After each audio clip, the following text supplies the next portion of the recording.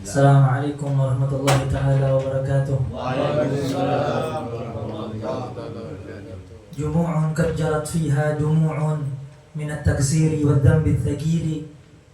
Jumu'un syarrafat fiha furu'un qad ittasalat bi Taha wal Batuli.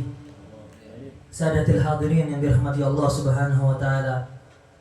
Al-Habib Ali Al-Habsyi di qasidahnya mengatakan perkumpulan seperti ini tidak banyak terjatuhnya air mata dalam perkumpulan maulid seperti ini. Karena dalam perkumpulan ini yuzkar Nabi sallallahu alaihi wasallam, disebutkan nama kasihnya Nabi sallallahu alaihi wasallam. Jumu'un qad jarat fiha dumu'un, perkumpulan yang telah terteteskan daripada banyak air mata. Minat tagsir wa dzambi tsagili, tetesnya air mata tersebut bukan karena hal yang sia-sia, bukan karena hal yang abath, akan tapi karena daripada tagsir wa dzambi tsagil, kesalahan-kesalahan dan daripada rasanya manusia ini terkena dosa. Oleh karena itu An-Nabi sallallahu alaihi wasallam selalu mengajarkan kepada umatnya untuk tagarrub ila Allah Subhanahu wa taala. Tidaklah Nabi sallallahu alaihi wasallam mengajarkan tagarrub ila Allah Subhanahu wa taala kecuali dengan adab. Yang mana Allah Subhanahu al-Ghair Subhanahu wa innaka la'ala khuluqin azim. Ayat ini secara zahir kita mengetahui artinya. Akan tapi ketika kita lihat nas daripada ayat ini, wa innaka la'ala khuluqin azim, Allah Subhanahu wa taala memberikan suatu huruf yaitu la'ala khuluqin azim. La'ala, huruf la'ala dalam bahasa Arab dan dalam arti bahasa berarti tamakkun, sesuatu yang sabit, sesuatu yang tetap. Ketika Allah Subhanahu wa taala memberikan di ayat Al-Qur'an, memberikan nas wa innaka dzu khuluqin azim, kalimat dzu bermakna berartikan teman atau sahabat. Dzu khuluqin azim.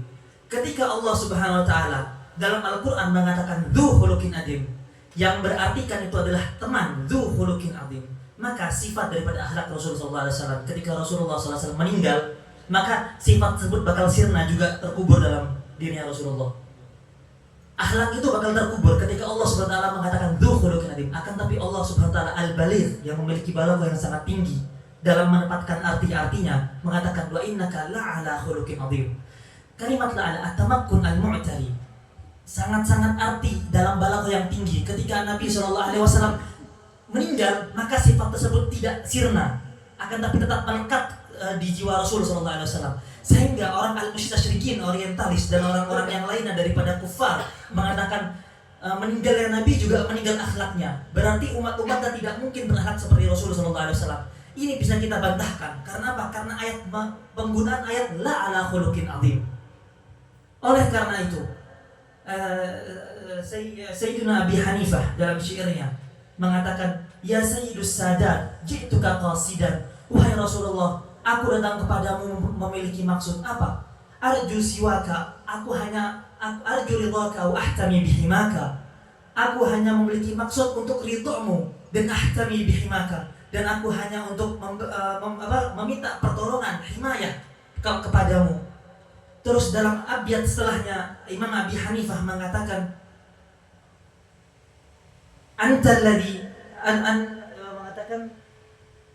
antalladzi laulaka ma khuliqa mru'un. Engkau wahai Rasulullah, kalau bukan karenamu tidaklah manusia ini terciptakan. Kalla wala khuliqal wara laulaka, tidak mungkin. Kalla, hasya wa kalla, tidak mungkin manusia ini terciptakan kalau bukan karenamu. Antalladzi min nurikal badru iktasa.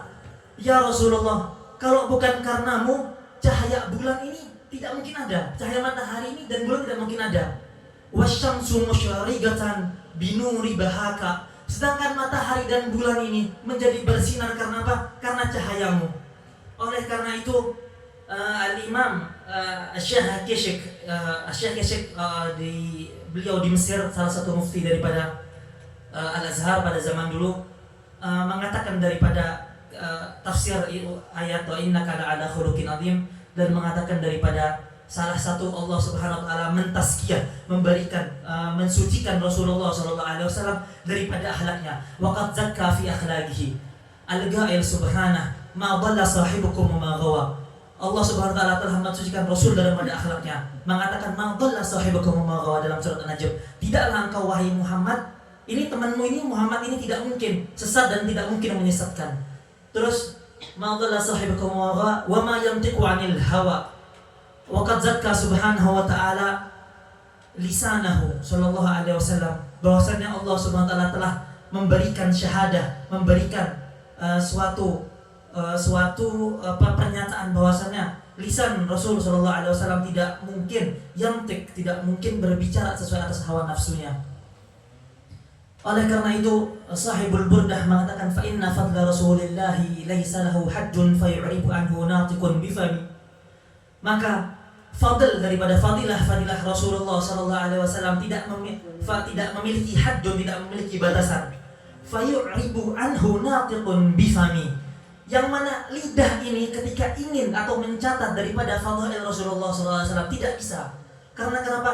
Karena suatu syekh al-tagsir, manusia yang memiliki tagsir daripada Rasulullah sallallahu alaihi wasallam tidak mungkin mentakbirkan suatu hal yang indah, yang mana itu adalah ciptaan Allah Subhanahu wa taala, sebaik-baik ciptaan, yang mana Allah Subhanahu wa taala tidak mungkin, Allah Subhanahu wa taala tidak bersumpah dalam Al-Qur'an dengan nama makhluk kecuali dengan Nabi Muhammad sallallahu alaihi wasallam.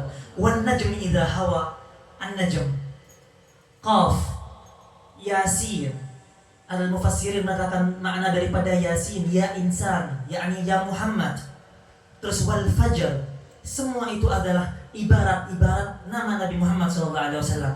Dan tidaklah aqsam Allah Subhanahu wa taala dengan sumpah kepada makhluk kecuali dengan nama Nabi Muhammad sallallahu alaihi wasallam.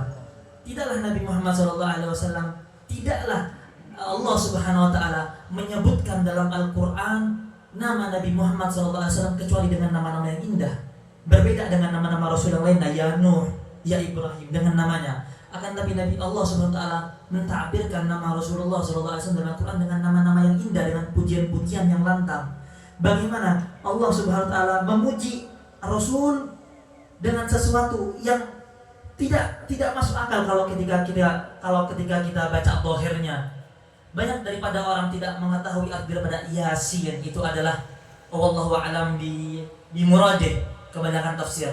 Akan tapi di kitab Asy-Syifa lil Imam Al-Ghazali mengatakan, beberapa ulama tafsir mengatakan Yasin adalah Nabi Muhammad, ya insan ya Muhammad.